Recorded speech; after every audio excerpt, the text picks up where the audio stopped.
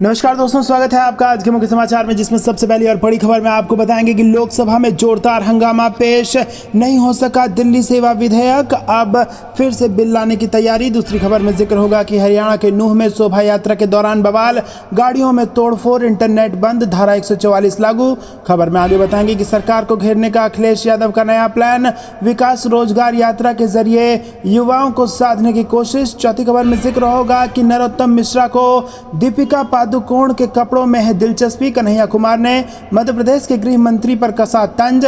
और साथ ही साथ खबर में आपको बताएंगे कि किसानों का पूरा कर्ज माफ करेगी गहलोत सरकार, 2 अगस्त को बिल लाने की तैयारी। क्या है कर्ज राहत आयोग का, क्या है फैसला, सब कुछ आपको बताएंगे दोस्तों। हर एक खबर की गहराई में आपको ले जाएंगे, लेकिन उससे पहले अगर आपको भी ऐसा लगता है कि 2024 में बन रही है इंडिया की सरकार, तो वीडियो को कीजिए लाइक और चैनल को सब्सक्राइब करके बेल आइकन दबाइए और कमेंट में लिखिए जय हिंद। रुक करते हैं सबसे पहली और बड़ी खबर की तरफ। लोकसभा में जोरदार हंगामा, पेश नहीं हो सका दिल्ली सेवा विधेयक और अब फिर से बिल लाने की तैयारी। जी हां दोस्तों, आपको बता दें कि सदन में इन दिनों लगातार हंगामा चल रहा है। देश की संसद के निचले सदन यानी लोकसभा में दिल्ली सेवा बिल पास होना था, लेकिन भारी हंगामे के चलते लोकसभा को स्थगित कर दिया गया और अब बिल को मंगलवार को पेश किया जाएगा। वैसे तो ये बिल सोमवार को ही पेश होना था और इसे लेकर सभी तैयारियां पूरी हो गई थी। सांसदों को ये बिल एक दिन पहले रविवार को ही सर्कुलेट भी कर दिया गया था, लेकिन सोमवार को सदन को पहले ही स्थगित कर दिया गया और बिल पेश नहीं हो सका। और इस बिल को लेकर आम आदमी पार्टी पहले से ही विरोध दर्ज कराती आई है। ऐसे में मंगलवार को इस बिल में फिर से पेश किया जाएगा और फिर भी हंगामे के आसार हैं। रुक करते हैं अगली ब्रेकिंग न्यूज की तरफ। हरियाणा के नूंह में शोभा यात्रा के दौरान बवाल, गाड़ियों में तोड़फोड़, इंटरनेट बंद, धारा 144 लागू। जी हां दोस्तों, हरियाणा के नूंह में 2 गुटों के बीच झड़प की खबर सामने आ रही है। मौके पर पुलिस भी मौजूद है। बताया जा रहा है कि ब्रिज मंडल यात्रा के दौरान ये पथराव और फायरिंग हुई। जानकारी के मुताबिक प्रत्येक साल की भांति इस साल भी ब्रिज मंडल जलाभिषेक यात्रा निकाली गई है, जिसमें गुरुग्राम से भी सैकड़ों गाड़ियों में सवार विश्व हिंदू परिषद और बजरंग दल के कार्यकर्ता भगवान शिव का जलाभिषेक करने नलहड़ शिव मंदिर मेवात में पहुंच गए थे। इस घटना के बाद नूंह में इंटरनेट सेवा को बंद कर दिया गया है। हालांकि अधिकतर जगह अभी इंटरनेट चल रहा है। नूंह में धारा 144 लगाई गई है और 1000 से ज्यादा पुलिस के जवानों की तैनाती की गई है। स्पीकर के जरिए लगातार लोगों को घरों में रहने की हिदायत दी जा रही है। रुक करते हैं अगली ब्रेकिंग न्यूज की तरफ। सरकार को घेरने का अखिलेश यादव का नया प्लान, विकास रोजगार यात्रा के जरिए युवाओं को साधने की होगी कोशिश। जी हां दोस्तों, लोकसभा चुनाव अगले साल होने हैं और इससे पहले सपा राष्ट्रीय अध्यक्ष अखिलेश यादव ने 16 अगस्त को विकास रोजगार यात्रा निकालने की घोषणा की है और इसमें बड़ी संख्या में पदाधिकारी व कार्यकर्ता शामिल होंगे। 16 अगस्त को सपा राष्ट्रीय अध्यक्ष अखिलेश यादव के नेतृत्व में विकास रोजगार यात्रा निकाली जाएगी और उमरदा में बंद पड़े काऊ मिल्क प्लांट से आलू मंडी तक का ये यात्रा निकाली जाएगी। रुक करते हैं अगली ब्रेकिंग न्यूज की तरफ। नरोत्तम मिश्रा को दीपिका पादुकोण के कपड़ों में है दिलचस्पी, कन्हैया कुमार ने मध्य प्रदेश के गृह मंत्री पर कस दिया तंज। जी हां दोस्तों, कांग्रेस नेता कन्हैया कुमार ने रविवार को मध्य प्रदेश के गृह मंत्री नरोत्तम मिश्रा पर तंज कसा और कहा कि फिल्मों में दीपिका पादुकोण द्वारा पहने गए कपड़ों में उन्हें ज्यादा दिलचस्पी है, जबकि राज्य में महिलाओं और आदिवासियों के खिलाफ सबसे ज्यादा अत्याचार हो रहे हैं। बता दें कि नरोत्तम मिश्रा ने शाहरुख खान अभिनीत फिल्म पठान के एक गाने में दीपिका पादुकोण के कपड़ों के भगवा रंग पर आपत्ति जताई थी। उन्होंने पूरे गाने को लेकर कहा था कि इससे लोगों की मानसिकता दूषित हो रही है और दीपिका ने जिस कलर की कपड़े पहने थे उस पर भी आपत्तिजनक टिप्पणी की गई थी और दीपिका के इस सीन को गाने से हटाने की भी मांग उन्होंने उठाई थी और इस पर यहाँ पर अब तंज कस दिया है कन्हैया कुमार ने। जी हां दोस्तों, मध्य प्रदेश चुनाव को लेकर कांग्रेस पार्टी तैयारियों में है और इसी को लेकर कन्हैया कुमार मध्य प्रदेश में है। आपको क्या कुछ लगता है, किसकी बनेगी सरकार, कमेंट में बताइए। वीडियो लाइक करना मत भूलिएगा। रुक करते हैं अगली ब्रेकिंग न्यूज की तरफ। किसानों का पूरा कर्ज माफ करेगी गहलोत सरकार, 2 अगस्त को बिल लाने की तैयारी। जी हां दोस्तों, आपको बता दें कि राजस्थान चुनाव और 2024 के लोकसभा चुनाव से पहले गहलोत सरकार किसानों को लेकर बड़ा दांव खेलने जा रही है। राजस्थान सरकार आगामी मानसून सत्र में कर्ज राहत आयोग बिल 2 अगस्त को विधानसभा में पेश कर सकती है। राजस्थान की गहलोत सरकार किसानों के लिए कर्ज राहत आयोग बिल लाने की तैयारी कर रही है और इस बिल को गहलोत सरकार 2 अगस्त को विधानसभा में पारित करवाने की पूरी तैयारी कर ली है और इस बिल पारित होते ही किसान कर्ज राहत आयोग बनाने का रास्ता पूरा क्लियर हो जाएगा। रुक करते हैं अगली ब्रेकिंग न्यूज की तरफ। पहले मणिपुर जाएं फिर हमसे टक्कर लें, बीजेपी के बयानों पर भड़के अधीर रंजन चौधरी। जी हां दोस्तों, लोकसभा में विपक्षी नेता अधीर रंजन चौधरी ने सोमवार को मणिपुर मुद्दे पर बीजेपी नेताओं के बयान को लेकर नाराजगी जताई और कहा कि हम लोग तो सांसदों का प्रतिनिधिमंडल लेकर मणिपुर गए थे। प्रधानमंत्री भी अपने घटक दलों के सांसदों को लेकर जाएं और फिर आकर हमसे टक्कर लें, इसलिए तो हम लोगों ने अविश्वास प्रस्ताव दिया है। अधीर रंजन चौधरी ने यह भी मांग की है कि पहले अविश्वास प्रस्ताव पर चर्चा होनी चाहिए और उन्होंने कहा कि जब अविश्वास प्रस्ताव लंबित है तो सबसे पहले चर्चा उस पर होनी चाहिए। दिल्ली वाले बिल पर भी चर्चा हो जाएगी, लेकिन पहले अविश्वास प्रस्ताव पर हो। उन्होंने कहा कि फिलहाल अभी बीएससी की बैठक के बारे में हमको कोई जानकारी नहीं मिली है। रुक करते हैं अगली ब्रेकिंग न्यूज़ की तरफ। चुनाव से पहले सीएम गहलोत ने चल दी बड़ी चाल, सैकड़ों अध्यापकों को राहत और कई जिलों में राजनीति पर पड़ेगा असर। जी हाँ दोस्तों, राजस्थान के मुख्यमंत्री अशोक गहलोत ने चुनाव से पहले एक बार फिर बड़ा दांव चला है। उन्होंने एक तीर से दो निशाने लगा दिए हैं। टीएसपी छात्र में नॉन टीएसपी क्षेत्र के कर्मचारियों बहुत सालों से ट्रांसफर की मांग कर रहे थे, जिसके लिए मुख्यमंत्री ने आदेश जारी कर दिया है और इसे बड़ा सियासी दांव माना जा रहा है और बड़ी संख्या में इसमें टीचर शामिल हैं और मुख्यमंत्री ने ट्वीट करके इसकी जानकारी दी है। रुक करते हैं अगली ब्रेकिंग न्यूज़ की तरफ। विदेश में जगह ढूंढ रहे हैं पीएम मोदी। लालू यादव का प्रधानमंत्री पर तंज, कहा 2024 की हार के बाद वहां जाकर लेंगे पिज्जा मोमोज का आनंद। जी हाँ दोस्तों, राष्ट्रीय जनता दल के सुप्रीमो लालू प्रसाद यादव ने प्रधानमंत्री मोदी पर तंज कसते हुए कहा कि वो आगामी लोकसभा चुनाव में हार को लेकर चिंता में हैं और इसीलिए विदेश में ठिकाना तलाश रहे हैं। उन्होंने पीएम मोदी के विदेशी दौरों का जिक्र करते हुए ये भी कहा है कि वो बाहर जाने की प्लानिंग कर रहे हैं, इसीलिए बार बार विदेश की यात्राएं कर रहे हैं। रविवार को लालू प्रसाद अपने बड़े बेटे और बिहार सरकार में मंत्री तेज प्रताप यादव द्वारा आयोजित एक समारोह में शामिल हुए और यहाँ उन्होंने आगामी लोकसभा चुनाव और मणिपुर मुद्दे को लेकर केंद्र सरकार पर हमला बोला।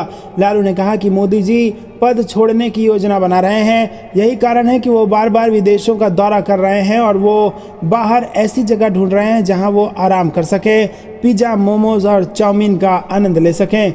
रुक करते हैं अगली ब्रेकिंग न्यूज़ की तरफ। कांग्रेस का आरोप, भाजपा खड़गे को राज्यसभा में मणिपुर पर बोलने से रोक रही है। जी हाँ दोस्तों, बड़ी खबर आ रही है। राज्यसभा में विपक्ष के नेता मल्लिकार्जुन खड़गे को मणिपुर मुद्दे पर सदन में बोलने की अनुमति नहीं दिए जाने पर कांग्रेस ने सोमवार को भाजपा पर निशाना साधते हुए कहा कि भगवा पार्टी के सांसदों को उन्हें बोलने से रोकने के लिए उकसाया गया और उनकी आवाज दबा दी गई। भाजपा पर निशाना साधते हुए कांग्रेस महासचिव जयराम रमेश ने एक ट्वीट में कहा कि दोपहर राज्यसभा में असाधारण घटनाएं हुई। विपक्ष के नेता मल्लिकार्जुन खड़गे जी को सभापति ने बोलने की अनुमति दी, वो बोलने के लिए खड़े हुए, लेकिन भाजपा सांसदों को उन्हें बोलने से रोकने के लिए उकसाया गया, लेकिन उनकी आवाज ट्रेजरी बेंच द्वारा किए गए शोर में दब गई और सदन स्थगित हो गया। दोस्तों, खड़गे द्वारा मणिपुर मुद्दे पर बोलने की कोशिश के बाद राज्यसभा दिन के दौरान दूसरी बार स्थगित होने के बाद ये टिप्पणी आई। कांग्रेस के नेतृत्व वाला विपक्ष संसद के दोनों सदनों में मणिपुर मुद्दे पर प्रधानमंत्री नरेंद्र मोदी से विस्तृत बयान देने और मणिपुर पर चर्चा की मांग कर रहा है। रुक करते हैं अगली ब्रेकिंग न्यूज़ की तरफ। अगले 3 महीनों में देश के हर घर तक ऐसे पहुंचेगी कांग्रेस, पार्टी चलाएगी अब तक का सबसे बड़ा अभियान। जी हाँ दोस्तों, जयराम रमेश ने केंद्र सरकार पर बड़ा आरोप साथ ही साथ लगा दिया। आपको बता दें कि कांग्रेस ने अगले कुछ दिनों के भीतर केंद्र सरकार को घेरने के लिए एक बार फिर से जनता के उन मुद्दों में से एक मुद्दे को बाहर निकाला है जिस पर बड़ी रणनीति पार्टी ने बनाई है। पार्टी से जुड़े नेताओं के मुताबिक अगले 90 दिनों के भीतर सभी राज्यों में एक बड़े जन अभियान के माध्यम से डीजल और पेट्रोल पर वसूले जा रहे टैक्स और सरकारी प्राइवेट कंपनियों को होने वाले मुनाफे के बारे में बताएगी। कांग्रेस पार्टी से जुड़े नेताओं का कहना है कि जिस तरीके से उनकी पार्टी ने हिमाचल प्रदेश और कर्नाटक में जनता से जुड़े सीधे मुद्दों को उनके ही बीच में ले जाकर रखा है, ठीक उसी तरह इस मुद्दे को भी वो जनता के बीच में लेकर जाएंगे। कांग्रेस पार्टी से जुड़े वरिष्ठ नेता, पार्टी और राष्ट्रीय महासचिव जयराम रमेश कहते हैं कि बीते 1 साल के भीतर कच्चे तेल की कीमतों में 30% की गिरावट हुई है, बावजूद इसके डीजल और पेट्रोल की कीमतों में कोई कमी नहीं हुई है। जयराम रमेश का आरोप है कि केंद्र सरकार डीजल और पेट्रोल के माध्यम से न सिर्फ मुनाफाखोरी कर रही है बल्कि जनता को मिलने वाली राहत भी नहीं दी जा रही है। रुक करते हैं अगली ब्रेकिंग न्यूज़ की तरफ। महाविकास अघाड़ी के तीनों दल चाहे तो महाराष्ट्र में हो सकता है बड़ा बदलाव, उद्धव ठाकरे की मौजूदगी में बोले शरद पवार। जी हाँ दोस्तों, महाराष्ट्र में राजनीतिक उथल पुथल के बीच अब आने वाले लोकसभा और विधानसभा चुनाव की तैयारियां शुरू हो चुकी हैं। दो फाड़ हो चुकी शिवसेना और एनसीपी अपना वजूद बचाए रखने के लिए चुनावी मैदान में उतरेंगे और इसी बीच राष्ट्रवादी कांग्रेस पार्टी के अध्यक्ष शरद पवार ने बड़े बदलाव की बात कह दी है। उन्होंने कहा है कि महाराष्ट्र विकास अघाड़ी में शामिल उनकी पार्टी पार्टी कांग्रेस और शिवसेना अगर ठान ले तो महाराष्ट्र में बदलाव लाया जा सकता है और इस दौरान महाविकास अघाड़ी के कई और नेता भी वहां मौजूद थे।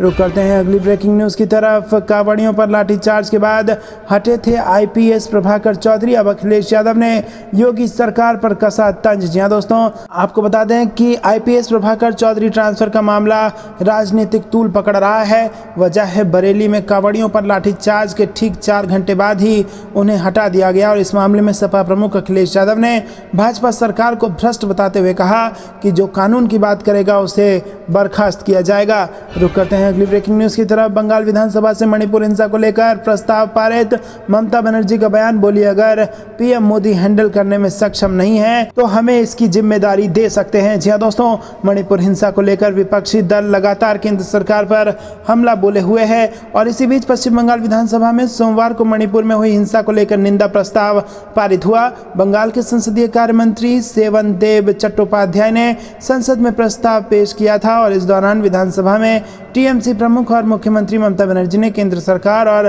पीएम मोदी पर जमकर निशाना साधा। ममता बनर्जी ने कहा कि मणिपुर जल रहा है और बीजेपी बंगाल में टीम भेजने में व्यस्त है। प्रधानमंत्री नरेंद्र मोदी को मणिपुर पर बयान देना चाहिए। ममता बनर्जी ने कहा कि अगर पीएम इसे संभालने में असमर्थ हैं तो हमें इसकी जिम्मेदारी दे सकते हैं, हम उनसे बेहतर तरीके से इसे संभाल लेंगे।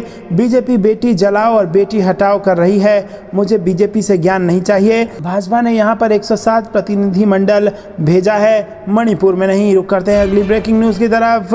सत्यपाल मलिक का सनसनीखेज बयान, राम मंदिर पर हमला या बड़े नेता की हत्या करा सकती है बीजेपी। जी हाँ दोस्तों, बड़ा आरोप लगा दिया है सत्यपाल मलिक ने। जम्मू कश्मीर के पूर्व राज्यपाल सत्यपाल मलिक ने प्रधानमंत्री मोदी और भाजपा पर बड़ा आरोप लगाया है और दावा किया है कि दोनों यानी कि मोदी और भाजपा राजनीतिक लाभ हासिल करने के लिए किसी भी हद तक जा सकते हैं। दोस्तों, एक इंटरव्यू में सत्यपाल मलिक ने कहा कि पीएम मोदी एक खतरनाक व्यक्ति हैं जो राजनीतिक लाभ पाने के लिए अपनी शातिर रणनीति के तहत राम मंदिर पर हमला भी करवा सकते हैं या किसी भी शीर्ष भाजपा नेता की हत्या करवा सकते हैं। इसी के साथ पीएम मोदी की क्रूर चुनावी रणनीति पर जोर देते हुए मलिक ने 2019 के पुलवामा हमले का जिक्र किया और दावा किया कि यह हमला पीएम मोदी ने जानबूझकर कराया था। उन्होंने कहा कि ऐसी घटनाओं को अंजाम देने में सक्षम कोई व्यक्ति राजनीतिक उद्देश्यों को प्राप्त करने के लिए कुछ भी कर सकता है।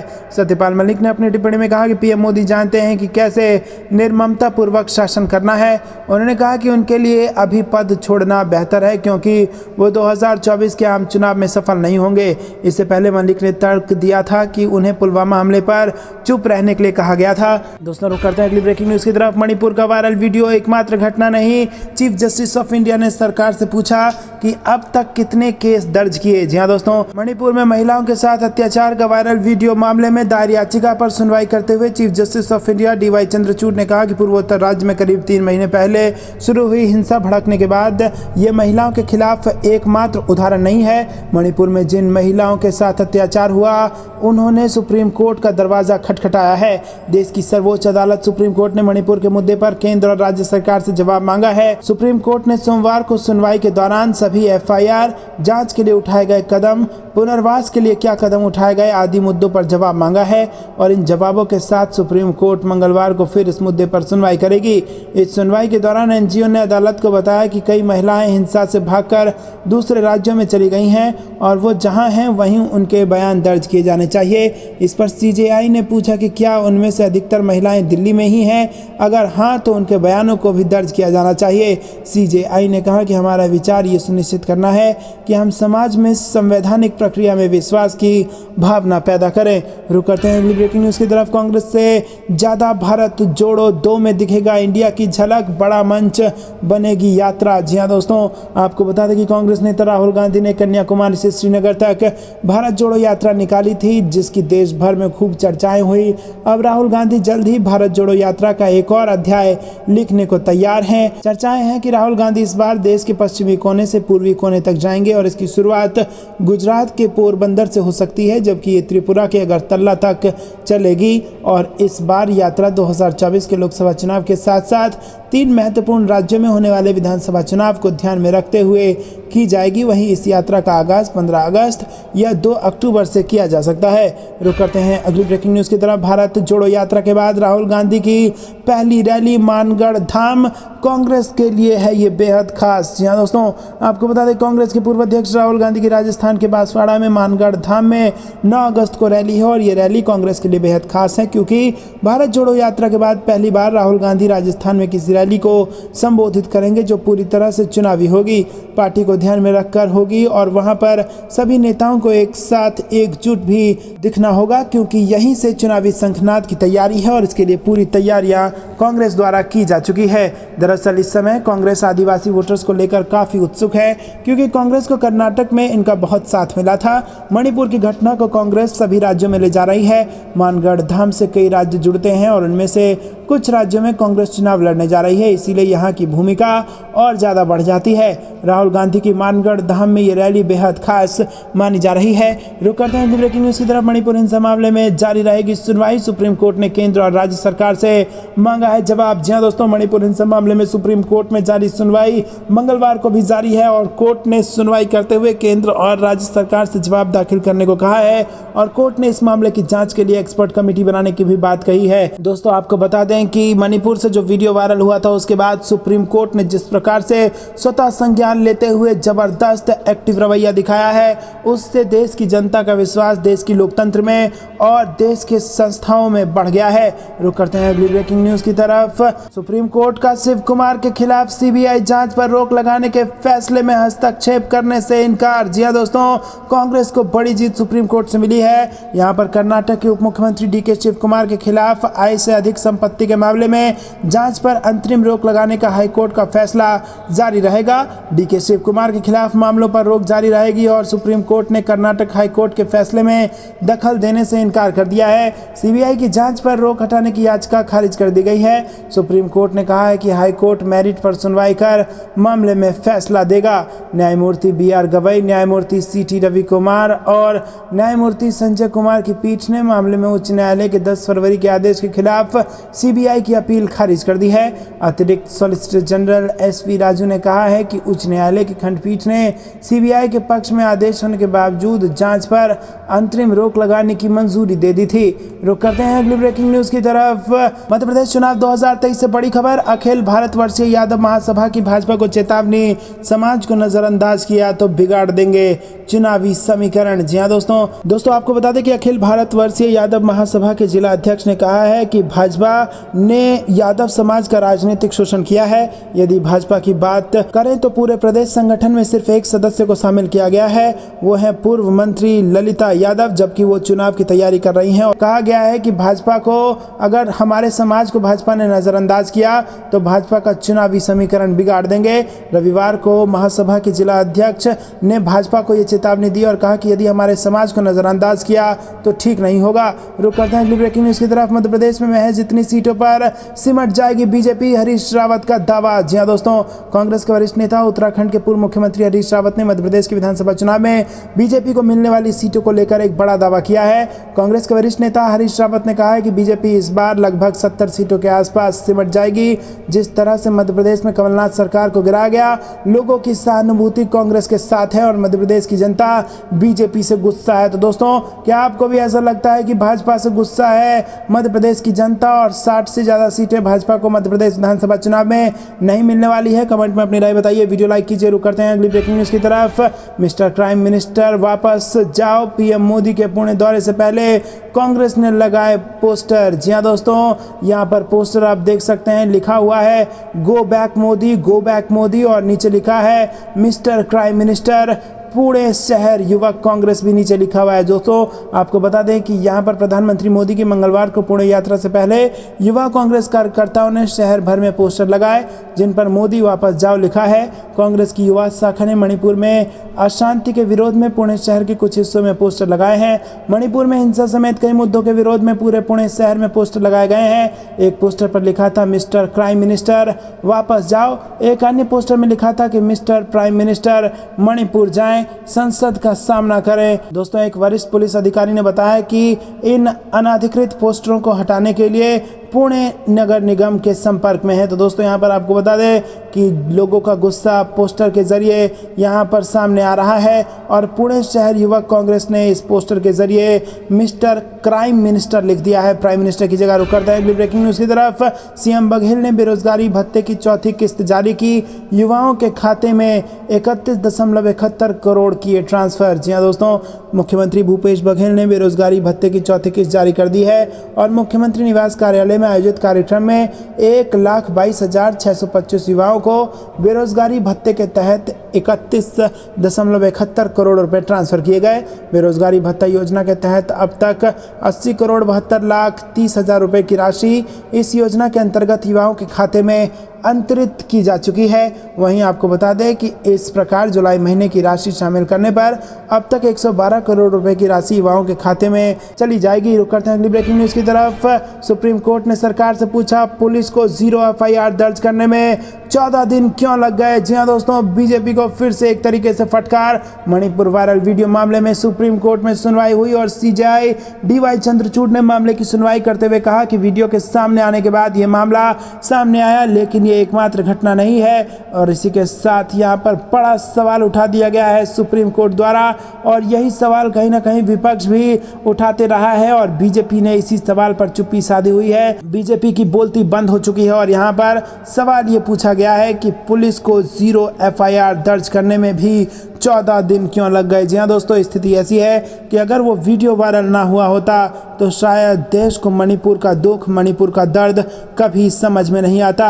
हालांकि वीडियो बेहद दुखद था, लेकिन आपको बता दें कि उसके बाद जिस प्रकार से सुप्रीम कोर्ट ने पूरे मामले को अपने हाथ में लिया है और जिस प्रकार से फटकार लगाई है, स्वतः संज्ञान लेने तक की बात सुप्रीम कोर्ट ने कह दी है, उसके बाद अब स्थिति में धीरे धीरे बदलाव आ रहा है। हालांकि अभी भी लोग शिविरों में रह रहे हैं, अपने घरों में नहीं जा सके हैं, लेकिन यहाँ पर कम से कम राष्ट्र के स्तर का ये मुद्दा बन चुका है और अब चुप्पी साधने से काम नहीं चलेगा। बीजेपी को, प्रधानमंत्री को सदन में जवाब देना ही होगा और इसके लिए सड़क से लेकर संसद तक लोग आक्रोशित हैं, नेता आक्रोशित हैं। रुक करते हैं अगली ब्रेकिंग न्यूज की तरफ। मणिपुर जैसे हालात कहां कहां फैल सकते हैं, ये चिंता का विषय। कमलनाथ ने बीजेपी पर कसा तंज। जी हाँ दोस्तों, मध्य प्रदेश के पूर्व मुख्यमंत्री और कांग्रेस के प्रदेश अध्यक्ष कमलनाथ ने कहा कि मणिपुर कहां कहां फैल सकता है, ये चिंता का विषय है। महिला कांग्रेस द्वारा इंदौर में महिलाओं के प्रति दृष्टिकोण में बदलाव की अहमियत कार्यक्रम में वक्ताओं के उद्घोष के बाद सवालों का सिलसिला भी चला, जिसमें एक सवाल के जवाब में कमलनाथ ने कहा कि यह सही है कि मध्य प्रदेश में महिला उद्यमियों के लिए कोई योजना नहीं है, लेकिन हम ये वादा करते हैं कि हमारी सरकार आती है तो पूरे देश में महिला उद्यमियों को लेकर मध्य प्रदेश सबसे बेहतर राज्य होगा। कमलनाथ ने कहा कि अगर हम टीवी चलाएं तो सबसे ज़्यादा महिलाएं दिखती हैं, लेकिन प्रिंट मीडिया में महिलाओं की कमी है। ये पहले की बात थी कि महिला केवल एडिटर या रिपोर्टर हो सकती थी, कैमरामैन नहीं हो सकती थी। अब सब चीज़ें बदल रही हैं। महिलाओं को खुद को अपनी सोच बदलनी चाहिए। आपको किसी वोट बैंक के लिए इस्तेमाल होने से खुद को रोकना चाहिए। देश बदनाम हुआ, इंटरनेशनल प्रेस ने कवर किया। कमलनाथ ने यह भी बड़ा आरोप लगाया। उन्होंने कहा कि बीजेपी को 18 साल बाद लाडली बहन की याद आई और कहते हैं महिलाओं को चप्पल देंगे, छाते देंगे। ये सब क्या है? कमलनाथ ने कहा कि मुझे घबराहट है कि मणिपुर कहां कहां फैल सकता है, ये चिंता का विषय है। इस घटना ने देश को बदनाम किया है और इंटरनेशनल प्रेस ने इसे ज़्यादा कवर किया है। दोस्तों, आपको क्या कुछ लगता है कमेंट में ज़रूर बताइए। थी दिन भर की सारी ज़रूरी और बड़ी खबरें। अंत तक बने रहने के लिए बहुत बहुत धन्यवाद। जय हिंद, जय भारत।